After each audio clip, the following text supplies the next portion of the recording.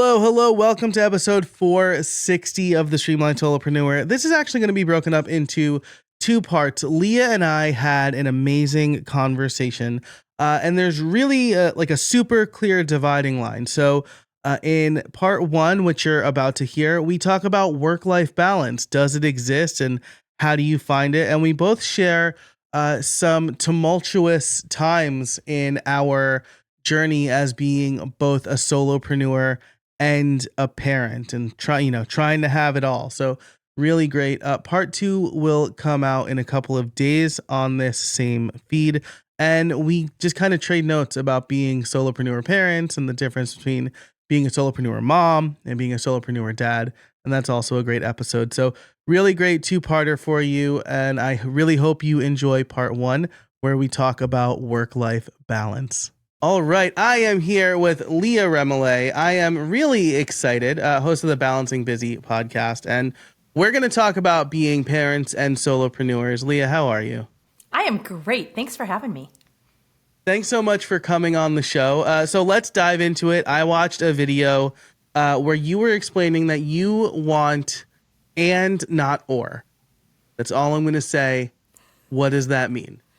Absolutely. Okay, so I think as soon as we start talking about this, everyone is going to be like, yes, that's what I want too. And it's this idea that I wanted to stop having to choose this or that. I can either feel like a great mom or a great business owner. I can feel like I'm doing great with my health, or I'm killing it with my campaigns that I'm creating for my business. I can either have a great marriage, or I can be doing great in this other area. That it just constantly felt like there was this trade-off. I had to have one or the other. And I think especially as solopreneurs, we all feel this. It's like, if my business is doing phenomenal, if I'm in growth mode, then it means something else is falling apart. Either my marriage or the way I feel I'm showing up for my kids. There's just tons of guilt that's just weighing on my shoulders, or other relationships, or the house, right? Or all of them. Honestly, sometimes it's like all of them. And I got mad. And I was like, no, I don't want this. This isn't the life I want. I want both. I want to have these areas of my life be fantastic. And I want to grow this thriving multi-six-figure business because I feel like I have a message. Like, I feel like I can help people, and it was put on my heart on purpose. This wasn't an accident. So therefore, there has to be a way to meld these together. And so that is what I set out to do. I started my business in 2008, 2009, got it completely wrong the first few years. I mean, there was none, right? Yeah. And then about 2013 was this, 2012 was this shift of like, I will fix this, or I will walk away from my business, because it was that bad. And the crazy part about that is, not only was I a solopreneur, I was our sole breadwinner. So it wasn't like, you're saying you're walking away. It's not like, oh, because I'm the side hustle. It's like, and how will we pay the mortgage, Leah? Like, how's that going to work? And, yeah. But I knew if I don't figure this out, I have to stop, because losing my relationship with my kids, my marriage, like, it's just not worth it. Yeah, absolutely. I think about this all the time, because I have basically fallen into all of my businesses. Like, I made my first website in 2000 when my parish was like, hey, you want to make a website? And I'm like, I don't know how to do that. And they're like, we'll pay you. And I'm like, yeah, I'm 14. I've got nothing but time, right? I can learn this. $200 is like 4 Xbox games.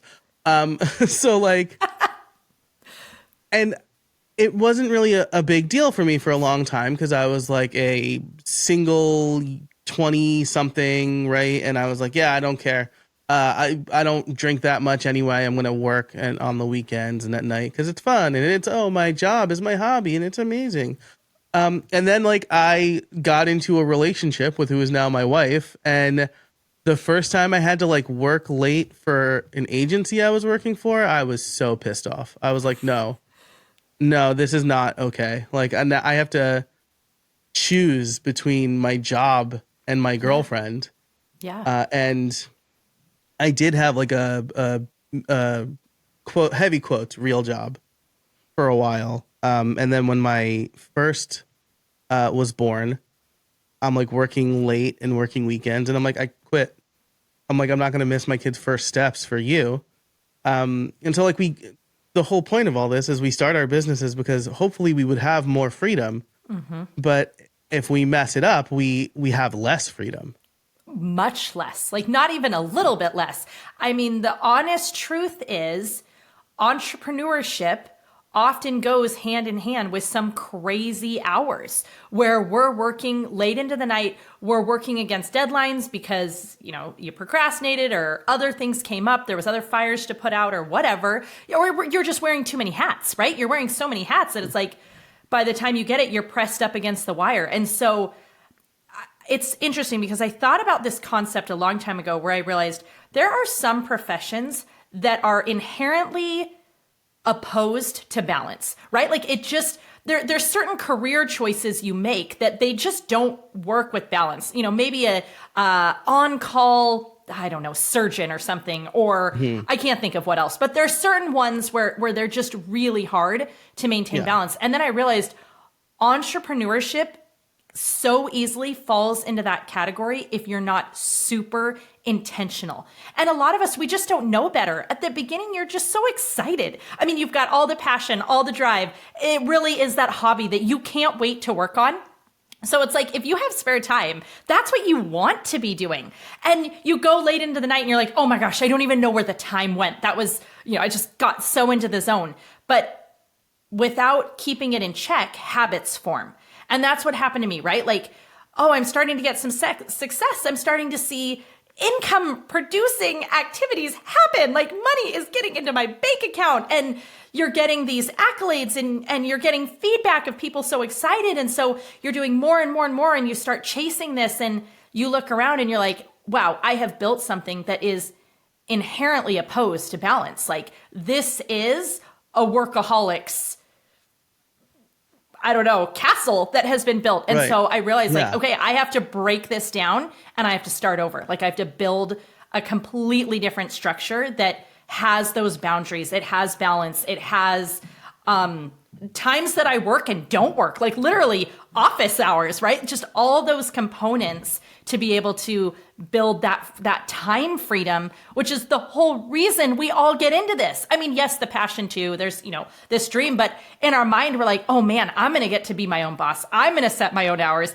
And then it turns out we're the worst boss we've ever had. Mm-hmm.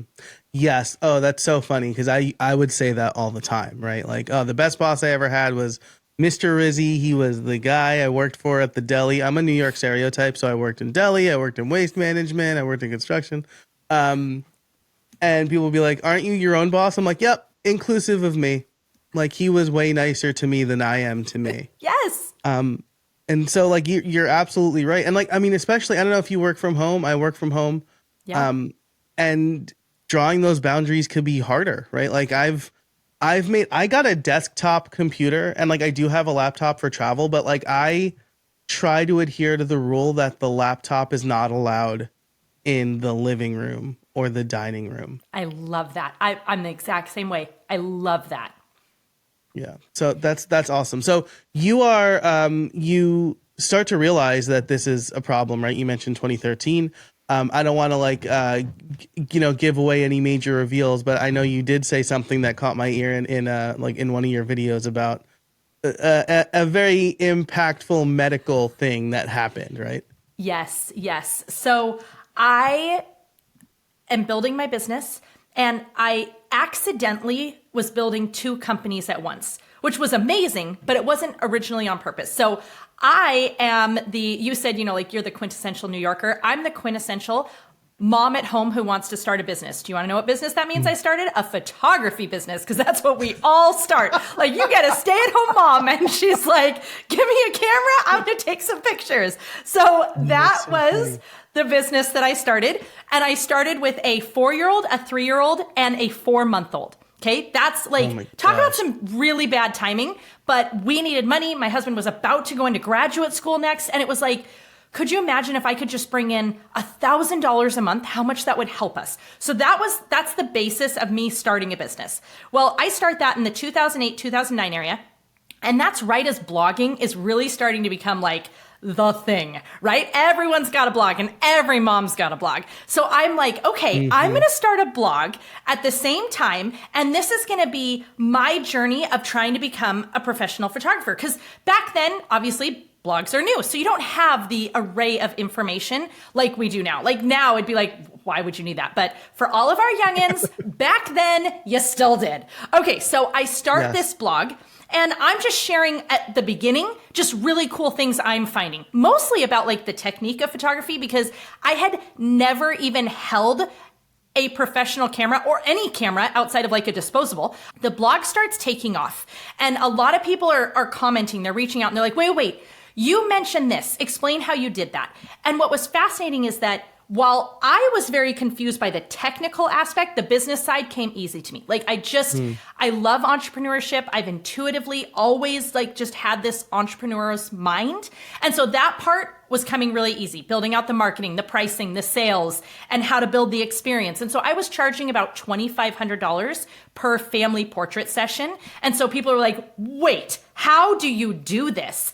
And so I start teaching photographers how I'm doing the business side. So now I have a photography business, plus I have a coaching business, which then turns into me trying to figure out how I can give them the full picture so they can see like the whole circle, right? How it all works. So now I build a course, which, okay, again, I want to say, I get it. Everyone and their mother and their brother and their dog has a course today. But back then, that did not exist. Like I literally was like, how could I get this information out to people? In one realm, my life is like, it's blooming into something I could have never imagined for myself. I'm completely able to provide for our family. I'm buying homes, just off me. I'm able to do all these things, but there was this other side. And the other side was that I couldn't figure out how to fit it all in. I could not figure out, like, I still work from home. I am still stay-at-home mom. I'm also running the company and these businesses, and I am the sole provider because my husband's in graduate school. He's amazing at helping, but he literally lives at the school because he's in graduate school, so he's there all the time. And so my way to deal with all of this is I just stopped sleeping. And it wasn't intentional, but it was, I could put the kids down around 7:30. I'd go into my office and no one bugs you in the middle of the night. Yeah. Right? And so it was like, I could just work and I would work. I would tell myself I was only going to work a couple hours, but it became where it was, I would work till about 5 a.m. I could do this for 4 days in a row. Then I knew I had to get one night's sleep of 5 to 6 hours, and then I could do it again. And I would just work this cycle to try to keep everybody happy. And one thing that I did was once a week, I would take my kids to one activity. So every Wednesday, I had memberships for everything, like the zoo, the science center, the forestry center, like all the things. And on Wednesdays, I would take them. And it was like the 3 or 4 hours out of the 168 hours in a week that I felt like a good mom because I was fully present. We didn't have smartphones yet, really. They weren't smart. Right. And so it was like I was there with them, right? So one day, we're at the zoo and we're looking at the alligator exhibit. I've got 2 in the double stroller. One's holding my hand. We're going through the alligator exhibit and everything starts blacking. Like it's just tunneling in on me. I'm losing my vision. I'm losing my hearing. I can tell like I'm going to black out. I'm trying to get myself over to a park bench so that I won't like I'll hopefully fall onto that instead of just hit the ground. And when I woke up, I was on a stretcher and I was being put into an ambulance. And I locked eyes with my oldest. And her little eyes were just these giant saucers. She's holding onto the stroller, holding on to her baby sister and even babyer brother.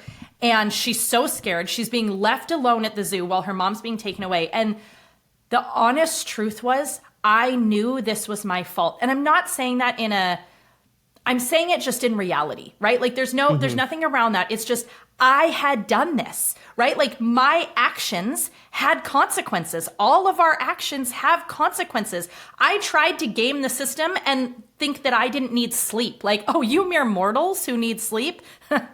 That's rough on you, right? And it hit me. And so that was my moment. That was my moment when I said, if I do not fix this, I will walk away. The businesses are gone. There is no way that this is worth it. There's no success that is worth failure in the home. There just isn't. Like, we will never regret, we always hear like that extra meeting you didn't take, but you'll like regret the time you spent with your kids. But also, as much as I'm not going to lie, like, I love money. I love making money. I love success, right? But I love them more. And I didn't want to look back and realize I wasted it and that I hurt them in the process. And so that was my moment. So before they even discharged me from the hospital, I was already making this plan in my head of like everything that's going to change. It's all getting overhauled. And so that was the moment where it was like, I had to decide, does work-life balance actually exist? Because everyone says it doesn't, right? Like, that was like, it's such a catchy thing to say, like, oh, work-life balance, that doesn't exist. And so that was my moment where I was like, it either does or it doesn't. And if it doesn't, I got to walk away. If it does, I need to figure out how do I get that in my life? Yeah, well, thank you for sharing that story. It is very not similar in the sense that this was public for me, but I had a panic attack at home for the same reason. My oldest is like bringing me bottles of water and like saying it's going to be okay. And I'm like, this is not okay, right? This is not the way. This is not why I got into business, right? I'd work for somebody else if this was the case. So thank you for sharing that. What you're saying about work-life balance is really interesting because there are people who are like, do it this certain way. And then there are people who are like, no, you either got to hustle in your business or you got to sacrifice income. Or you just do both, and there's no work or life. It's all just life, is what someone told me. So I want to get your take on this before we get into. We'll have like a bonus round so the listeners know what's coming. We're going to talk about this. You have a framework, and then we're gonna like compare notes on what it's like being a solopreneur mom versus being a solopreneur dad, because this is very interesting to me. So I'm excited to get to that. I'm sure the listeners will too. But let's pick up where you left off. What's your let's say philosophy on work-life balance? Absolutely. Okay, so I think the first thing is, for anyone like me who is driven, who loves efficiency, loves productivity, we kind of put life in check boxes, right? Everything we're doing is like check, check, check. And at first, that's how I was trying to look at balance. Like, I'm like, you just give me the system, like give me the automations, check, check, check. Here's what I've learned, now it's 2025, right? A whole lot of years later. You guys, the craziest thing is, I told you I started my business with babies. I have 2 out of the house now, and my last one is 16. Like, I've gone through all of it, from having babies to elementary to junior high to high school to now in college. Like, I've experienced it all as a working mom, as this entrepreneur. And what I've learned is balance is a feeling. So the first thing is, we're going to have to detach this checkbox that we want to put balance in. Like, I'm going to be able to check it off. That's not what we're looking at anymore. We're looking at, it's about how I feel. And to me, balance has to do with feeling, maybe thriving, but I think that's the best version of balance. We could back that up just a little bit and say balance is about feeling good in the core areas of your life. So you need to be able to say, like, I feel good in my relationships. I feel good in my health. I feel good in my business. I feel good in whatever those core values are for you, that they each feel good. The reason that we get out of balance is that in order to drive one area forward, we neglect other areas. That's why we get out of balance, right? Like, I'm hustling in my business. So in order to do that, I neglected my spouse and my kids and my health and whatever else. So we have to reframe and reshift this story. And now that we're seeing that, it's like, okay, so how am I going to do this? Now, here's the beautiful gift that we're given. We don't have to give equal times to all things. Thank goodness, because that wouldn't be possible. And that's where, when people try to be like, balance doesn't exist because you can't give equal time to each thing. So I'm like, oh my gosh, no one thinks that. Stop it. Right? Like, it just pisses me off, because I'm like, you are not helping us. You are what makes those of us who are struggling feel like there's no hope. So what I love is that it's like, I don't have to give the same amount of time to my health, right, that I do to my business. I mean, I work out 30 minutes a day. I go on a walk with my husband for about 20. I take a whole lot of like crazy supplement potions because he's a doctor and he loves longevity. And so he's like, take this and that, and, right? Like, but all in all, I would say maybe my health takes me a maximum of 1 hour a day. My business takes me several hours, right? Depending on the day I'm working, like I might be working up to 6 hours in a day, right? My relationships, like, well, my husband's at work too. So, we have a couple hours at night. And with my kids, once they're home from school or whatever the case might be, that time with them. So once you start, okay, now we're seeing it's not going to be about equal time to equal things because that's not even possible. So what is it about? It's about being purposeful and present. It's about when I'm in my business, I am in my business. When I'm with my husband, I'm with my husband. When I'm doing my exercise and my health, I'm in that. So once we make that decision, and this is about discipline, right? And discipline is not easy. Like discipline takes effort, it takes work, it's about building new habits. But when we do this, when we start getting really disciplined and saying, when I'm in, I'm all in, then everything changes. And then, of course, I would say that the next step to that is that you start putting little systems in place. I call it system stacking. So it's like, what are these little tiny systems I can put in place that are going to protect me essentially from me? So like where I know I am going to, maybe sabotage myself, or I'm prone to sneak into the office and try to get a little more work done, or whatever it is, right? How can I set up little systems to protect myself from maybe that immediate thought I have that's taking me away from my ultimate goals and that ultimate lifestyle that I want? So that was anything from when my kids were younger and I didn't have as much discipline, I would shut down my computer when I was done because I had this really bad habit of sneaking back into my office to just do one thing that'll only take 10 minutes. And so by powering down the computer, I had to wait for the whole thing to like rev back up, right? Before I could do that one thing. I have no notifications whatsoever on my phone outside of like calendar reminders.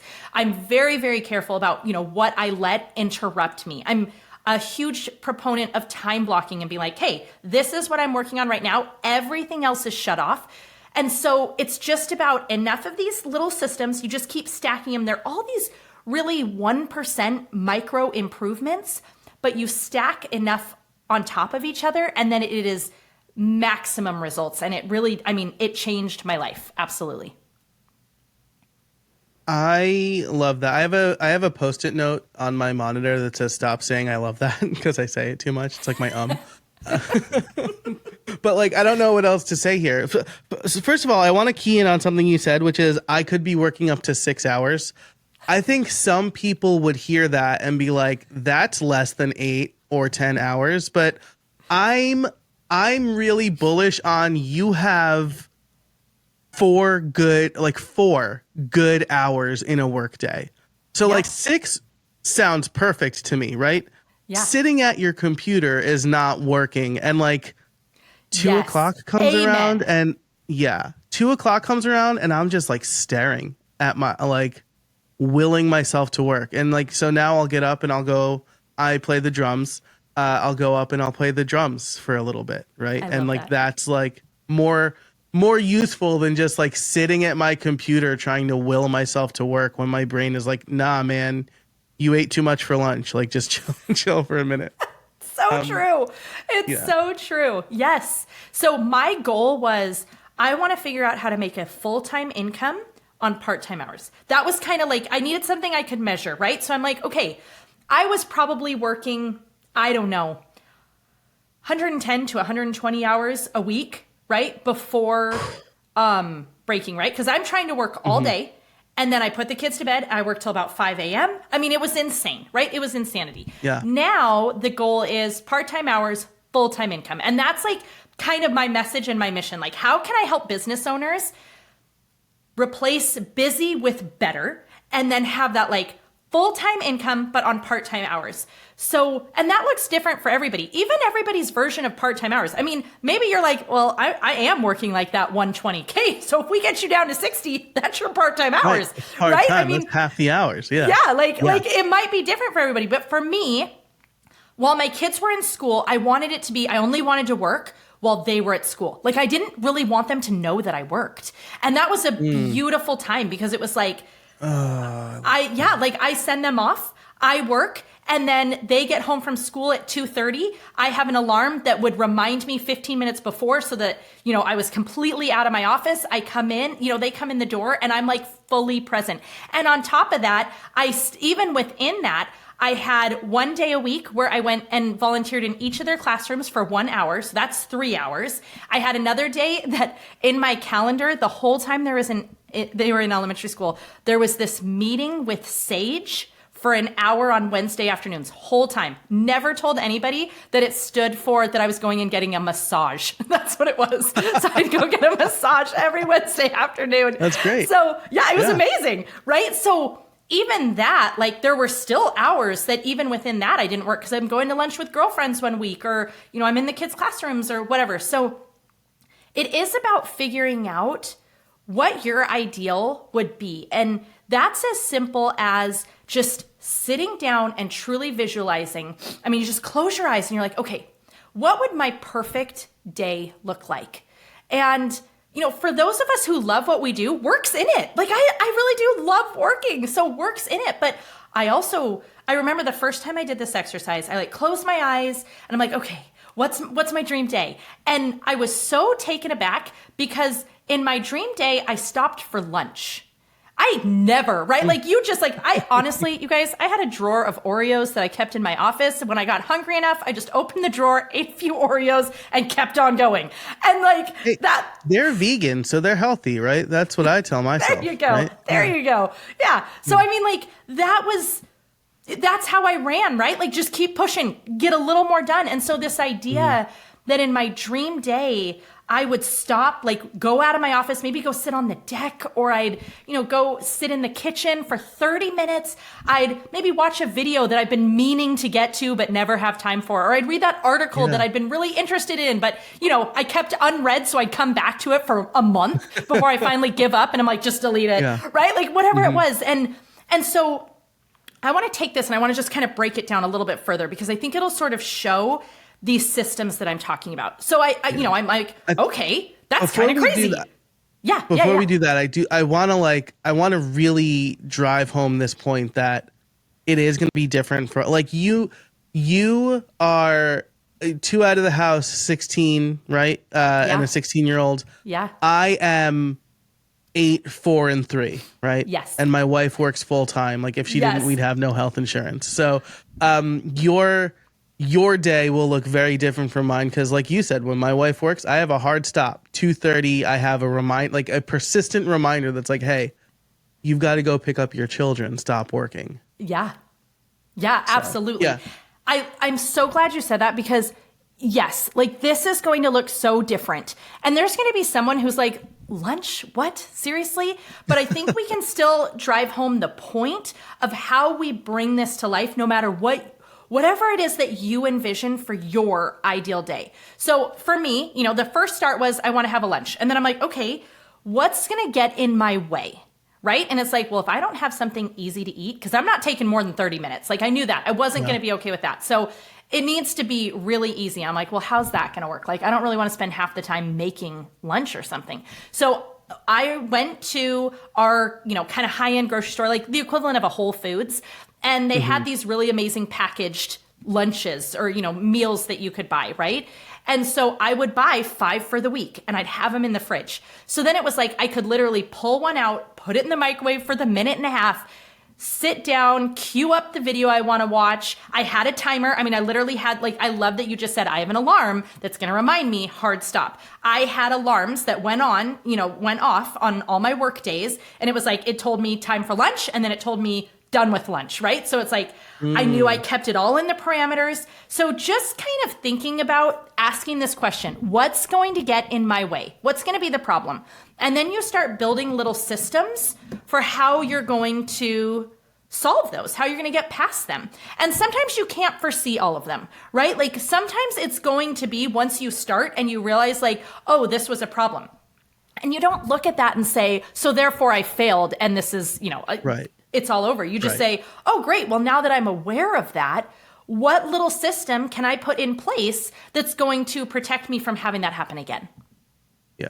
And that, that reminds me of like that and the system stacking. I love that framing. I'm sure many people listening have read Atomic Habits by James Clear, right? Yes. And so like something he says is like, if you miss a day, right? If you miss your habit once, like you're not a failure. You just pick it up again, right? It's like, the person whose diet always starts tomorrow because they messed up today. That person is me usually. So I like that too, right? It's like you run into, you in this example, right? It could be like, oh, I'm going to take lunch at noon every day, and then somebody. Well, I guess this is before schedulers too, but today maybe you forgot to block noon on your scheduler and someone grabs a time. Oh, well, now I know I got to block that time off. Yeah, absolutely. I decided that I wanted to start exercising, and I am not inherently someone who, like, I'm not athletic. I never did any sports. I literally learned the symptoms of asthma in junior high so that I could go to the doctor, claim them, get a note so I would never have to run the mile. I, decide like, okay, I should really exercise. I understand it's so good for you, yada, yada. But that's one of those things where, oh man, it is so easy to talk me out of it because it's, it wasn't my default habit. And it honestly wasn't the identity I saw in myself, right? So that made it even trickier, which is its own kind of fascinating thing to think about. And so over and over, something would get in my way. I remember one day I woke up early, I go to get ready to work out, right? And I've learned that like my workout clothes better be right there or I'm going to come up with an excuse. So I would have the shoes, the socks, the leggings, the sports bra, the shirt, like, right? It's all there. And I'm trying to find a hair tie. I can't find one. And so I literally was like, can't work out. And I went back to bed. Like I was just like, see, no. So the next day I'm like, okay, we will put a hair tie on the top now. I mean, it's just really this concept of like, instead of getting upset over that you had a moment where you didn't reach the goal line, you just say, okay, well, what was the reason? Like what tried to trip me? And then you immediately put something in place to protect you from next time. So now there's always a hair tie. Yeah, I love that. There's always a hair tie. That's really good. Always a hair tie. Now, I will say, we both live in places that aren't like San Diego. And yes, so this is valid. Whether outdoor runs are not something I can do half the year because like if it's a little cold or like raining, I'm like, oh no, I wouldn't want to get wet. That's not like me sweating. I can't run. It's raining. I only run in spring and summer. And then summer is slightly questionable because we get hot, right? So it's like if I can go early enough. So I work out in the house. And like my husband is a huge gym guy. He loves going to the gym. He's always trying to convince me. And I'm like, that's not my thing because the efficiency loving part of me cannot handle 15 minutes there, 15 minutes back. You just wasted 30 minutes of like my productivity time, right? So I'm like, heck no, I can put on like a video for 30 minutes, do, a quick lifting or hit or whatever. And I'm done and I get to move on. And I think that's its own little lesson. Like we have to accept like who we really are and choose the things that actually work for us and stop trying to force ourselves to fit into some mold that doesn't work. I mean, especially we're entrepreneurs. We already know we don't fit the traditional mold. Like that's who we are. Right. Yes. I love the idea of going to the gym. And then if it's like, I don't want to get in my car and go. Though I will say when I do convince myself that the gym is worth going to, the 15-minute drive definitely puts me in a better mindset because like now I have 15 minutes to be like to stop thinking about work and I leave my phone in the car. Like the whole reason I have an Apple Watch Ultra with cellular is so that I can like leave my phone in the car when I go to like gym or church or whatever, right? Because it's like that I know having my phone on me is an issue, but I also need music in my ears all the time. I love that. So the whole reason I have a watch is to find my phone because I misplace it everywhere. Like, which I'm going to be honest, I'm actually really proud of, right? Like, I am one of those people where I have detached myself from my phone. So everyone knows, family, friends, everyone knows. I never know where my phone is. I've always set it down somewhere and I'm gone. So literally I wear a watch to tell me where I put my phone. That's fantastic. I am that for my wife. She'll be like, "Can you ping my phone?" And I'm like, yes. yeah, which see, this is one of my problems, right? I'm the opposite. I knew this was a problem, but then my daughter was like, "Daddy, why are you on your phone?" And I just like handed it to her and told her to hide it. But now I got that right. Yes.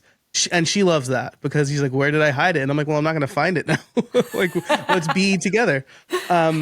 But I got the brick. This is one of the only like Instagram ads I've ever bought from. Have you heard of this? No. So it's a refrigerator magnet with an NFC chip in it. Okay. And there's a companion app. You tap your phone to it and it straight up blocks you from using apps. And like you can do a allow list and like only allow a certain number of apps, or you can do a block list and block a certain number of apps. But you cannot access those apps again until you physically scan the brick again. So like, wow. If I'm like going out to the park or something with my family, I will scan it and know that I can't use any of my distracting apps because I am literally away from the thing that would unlock my phone. Okay, you have to send me that link. That is amazing. My mind is like spinning right now because right now on my podcast, we're doing this 21-day series, which are all these micro shifts to getting balance. So they're like, science-backed, research-backed strategies, ones that I've found over the years that I think have great psychology and just a whole lot of things. And we're building them. So one of the first ones was turning off at least 5 notifications off your phone, right? But I'm like, oh my gosh, this would be next level. Like, I want to send this out and be like, hey, you want to take it even further? You need this thing. That is so cool. Yeah. Well, I'll tell you, it works like gangbusters because I'll scan it like when I want to do deep work and I'll scan it before bed. So like the only thing, I listen to YouTube videos when I fall asleep. I have tinnitus is my excuse. And if you don't know what tinnitus is, it's just like a ringing that's like just always kind of in your ear. And so I need to listen to something. So I do have like the YouTube app and the music app, but like, I can't check my email. I don't have social media apps on my phone, but like it blocks the websites too. So like if I try to go to like Instagram.com, it's like this is a distraction. I'm like, this is amazing. That is so awesome. Right. Because then you need because then I have to do the walk of shame downstairs to my kitchen. And I'm like, am I really going out of my way to scan my phone to check my email right now at 5 a.m? Like, that's crazy. That is amazing. Yeah. So I like that one. I'll send it to you. I talked about it in, I wish I had the episode number up, but my yearly theme this year, this is why I love having you on the show now. It's called the Year of Being Present. And it's so a bunch of ways. Yes. Where like, I want to be present in everything I do. Right. Like you might've noticed that like the screen is like shifting the light on my face. Because right now I'm checking, but like I used to like check email while on like Zoom calls, and now I have like ways to prevent that. And now I vamped long enough to tell you that it was episode 453. So if you want to hear my yearly theme, streamlined.fm/453. I didn't even say the episode number for this, but we're talking about a lot of really great resources. And you can find all of that and the show notes over at streamlined.fm/460. You're number 460, so that's very exciting. That is exciting. Now, we went on a little tangent there, but I want to bring it back, right? So, stacking systems, figuring out what your blocker is. Can we take it home now? Or are there a couple more steps for someone to really find balance?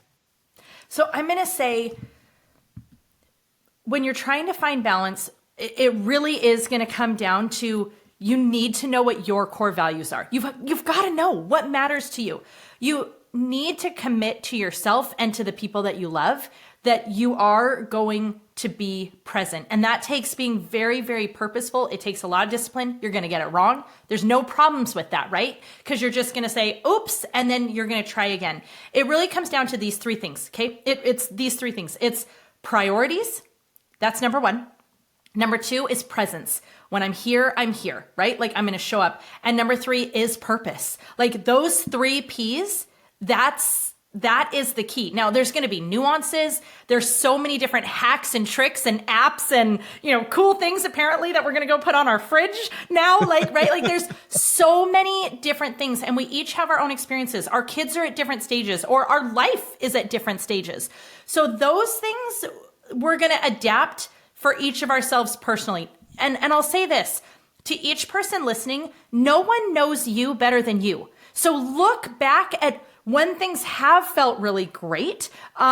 This is often referred to as bright spots and say, okay, well, what was I doing there? What was happening? Instead of focusing and getting frustrated over where we're going wrong, which is what we each have a tendency to do, right? Like we feel the guilt. Sometimes that goes to shame, which really is not a healthy place to be. And we're festering and we're focusing on where we feel like we're not enough.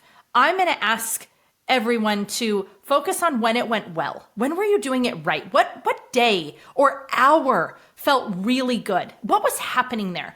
You are the best person to look at to figure out what's going to work for you, right? Like I had to figure out what things were going to work for me. And I found tricks like turning my computer off, having the hair tie, building in a whole lot of custom alarms into my phone, taking off all notifications, automating everything I could in my business, outsourcing, right? Like batching. Like I found all these different things that worked for me, but not every single one of those is going to work for every single one of us because we are so unique. So just truly looking at yourself personally, trusting your own experiences, leaning into those, and then those three P's, which is priorities, presence, and purpose. And if you can bring yourself back to those, it really can shift everything.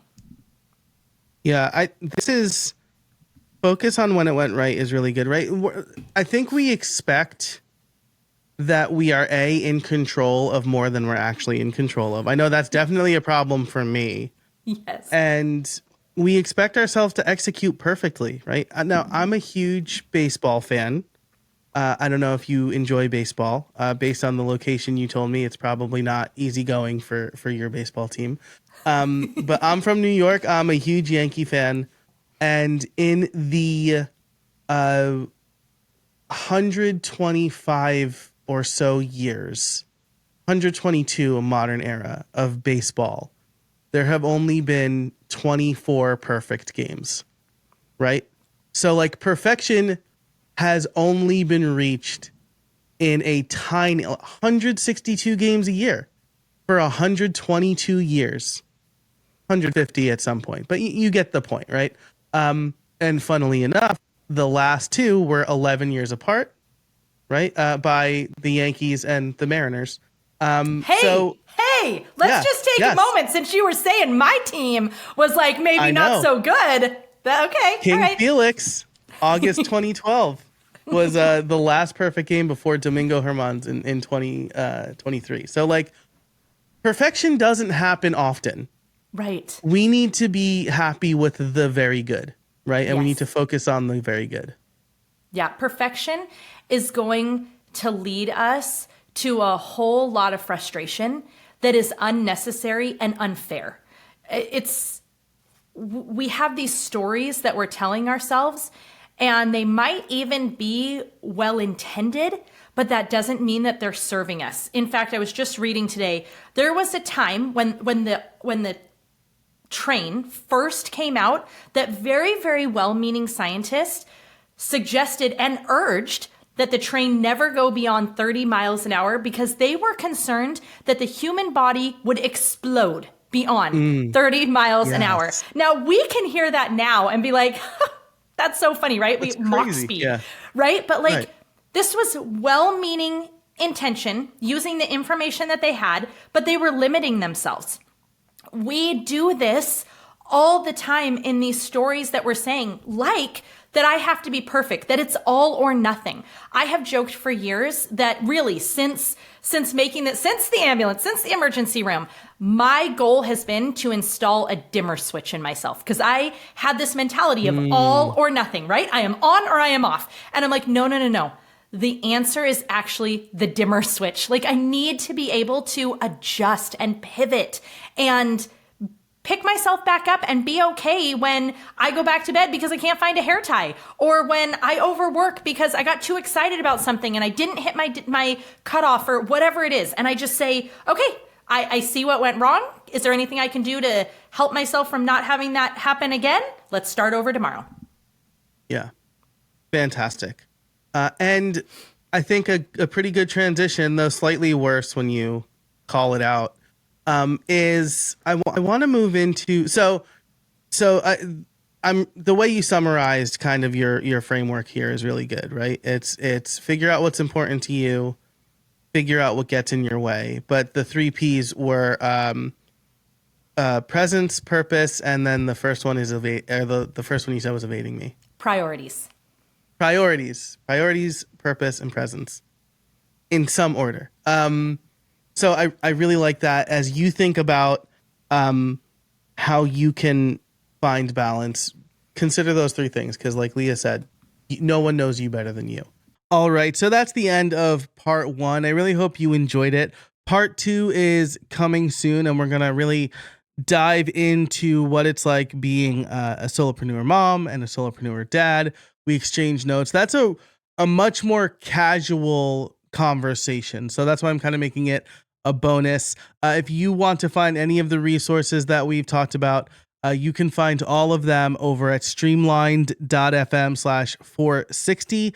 And you'll also find a feedback link there. So if you have questions, comments, if you like this kind of 2-part format, definitely let me know. Or if you would rather hear the whole hour and 10-minute conversation in one shot, let me know that too.